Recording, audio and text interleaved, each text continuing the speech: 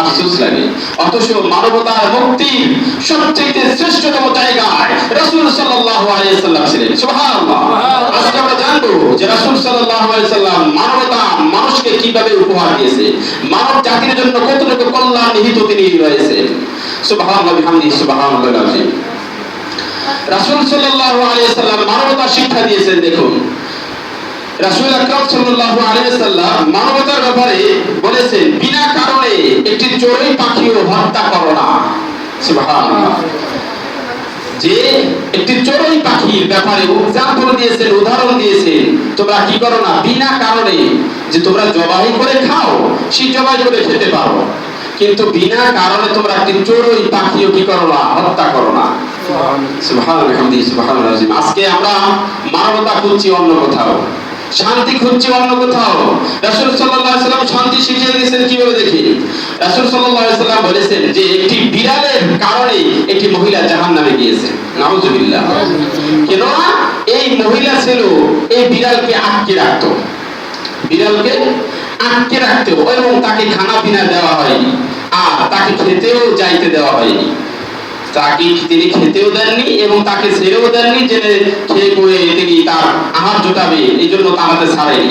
এই জন্য এই মুসলমান এই মহিলাটা, এই বেয়াদব অসভ্য মহিলাটাকে আল্লাহ তাআলা চিরস্থায়ী জাহান্নামে দিয়েছেন। রাসূল আকরাম সাল্লাল্লাহু আলাইহি ওয়াসাল্লাম হাদিস থেকে আপনাদেরকে শোনাচ্ছি, শুধুমাত্র একটি বিড়ালের কারণে, একটি বিড়ালের প্রতি কতটুকু ইহসান রাসূল সাল্লাল্লাহু আলাইহি ওয়াসাল্লাম শিক্ষা দিয়েছেন, ইসলাম শিক্ষা দিয়েছেন। একটি পশু পাখির প্রতি মানবতা, ভালোবাসা, উদারতা কিভাবে হবে? সুবহানাল্লাহ সুবহানাল্লাহ। দেখুন স্বয়ং আল্লাহ তাআলা বলতেছেন এই ব্যাপারে, ওয়া'বুদুল্লাহ ওয়া লা তুশরিকু বিহি শাইআন ওয়া বিল ওয়ালিদাইনি ইহসানা ওয়া বিযিল কুরবা ওয়াল ইয়াতামা ওয়াল মাসাকিনি ওয়াল জারি যিল কুরবা ওয়াল জারিল জুনুবি ওয়াস সাহিবি বিল জামবি ওয়া বিনিস সাবিল ওয়া মা মালাকাত আইমানুকুম ইন্নাল্লাহা লা ইউহিব্বু মান কানা মুখতারান ফাখুরা। সুবহানাল্লাহ। এই আয়াতের ভিতরে মানবতা আল্লাহ তাআলা শিক্ষা দিয়েছেন। মানুষের আদর্শ কতটুকু হবে এটা আমরা জানবো।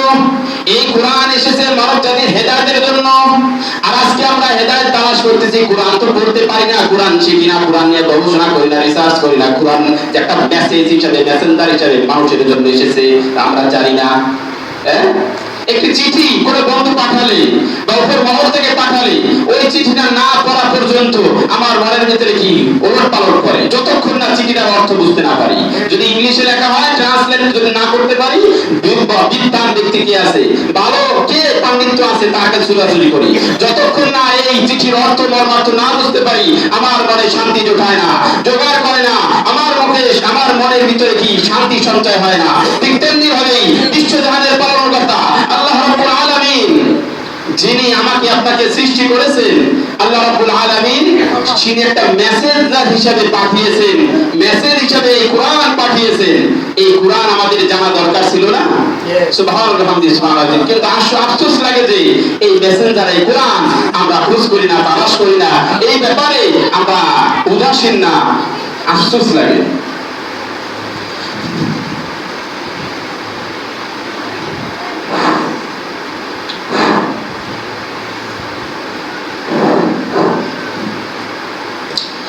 কোরআন এসেছে মানব জাতির হেদায়েতের জন্য। দুর্ভাগ্য বিষয় হলো এই কোরআন পাণ্ডুলিপিতে রয়েছে, কাগজের পাতার ভিতরে রয়েছে, অথচ স্বয়ং আল্লাহ তাআলা জানিয়েছেন মানুষকে মেসেঞ্জার হিসেবে তোমাদেরকে দেওয়া হয়েছে। তোমাদের জীবন চরিত্র, তোমাদের সিরাত কিরকম হবে, তোমাদের পথে কিভাবে হবে, পাথে কিভাবে হবে, পথ কিভাবে অতিক্রম করবে, এই সম্পর্কে তোমাদেরকে সবকিছু জীবনার সবকিছু তোমাদেরকে পাঠিয়ে দেওয়া হয়েছে, জানিয়ে দেওয়া হয়েছে কোরআনে।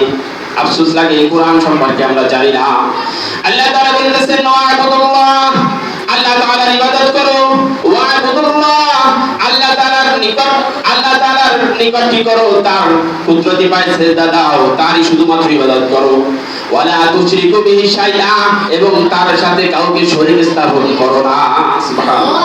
তার সাথে কাউকে শরীক স্থাপন করো না, আল্লাহ তাআলার ইবাদত করো এবং তার সাথে কাউকে অংশীদারিত্ব করো না, শরীক স্থাপন করো না। আমরা ইবাদত করি, ইবাদতের মধ্যে দেখা যায় শরীক আছে, আরেকজনকে দেখার জন্য করে থাকি, ইবাদতটুকু লৌকিকতা হয়ে থাকে এবং এই ইবাদতের মধ্যে অন্য কিছু মানে ভেজাল মিশাই রাখি। আল্লাহ তাআলা এটা ক্লিয়ার বলে দিয়েছেন, আমার ইবাদত করো, ওয়া'বুদুল্লাহ, আল্লাহ তাআলার ইবাদত করো, ওয়ালা তুশরিকু বিহি শাইআ, এবং আমার সাথে কাউকে শরীক স্থাপন করো না, অংশীদারিত্ব করো না। সুবহানাল্লাহ। ওয়ালা তুশরিকু বিহি শাইআ ওয়া বিল ওয়ালিদাইনি ইহসানা। সুবহানাল্লাহ।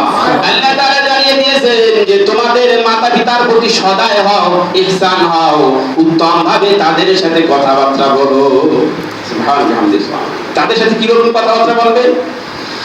ওয়া বিল ওয়ালিদাইনি ইহসানা উফিন ওয়ালা তানহারহুমা ওয়া কুল লাহুমা কাওলান কারীমা। অন্যত্র বলেছেন তোমরা মা বাবার সাথে এমন ভাবে আদর্শ, এমন ভাবে তোমাদের আদর্শ দেখাও, এমন ভাবে কথা বলো যেন শব্দটি তাদের মুখ থেকে বের না হয়, এতটুকু কষ্ট যেন তারা না পায়, মুখ থেকে মন থেকে যেন শব্দটি না বের হয়। ওয়াবিল ওয়ালিদাইনি ইহসানা, তাদের সাথে কাওলান কারীমা, এবং তাদের সাথে ভালো ব্যবহার করো, উত্তম আদর্শ দেখাও তোমাদের। সুবহানাল্লাহ। অথচ আফসোস লাগে যে আজকে দুর্ভাগ্য বিষয়, আমাদের মুসলমানের সন্তানরা আদর্শ না পাওয়ার কারণে মা বাবার সাথে খারাপ আচরণ করে, মা বাবার সাথে ভালো ব্যবহার করে না।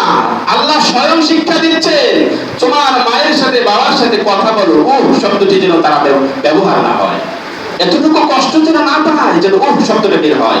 শব্দটা কোথায় বের হয়? যখন একটি কাঁটা ফুলে, কাঁটা বিঁধে শরীরের ভিতর, তখন একটু কষ্ট হয়ে কি করে, শব্দটা বের করে। অথবা মানে কোথাও আঘাত পায়, একটু ব্যথা অনুভব করলে তখন কি করে, শব্দটা বের হয়। এতটুকু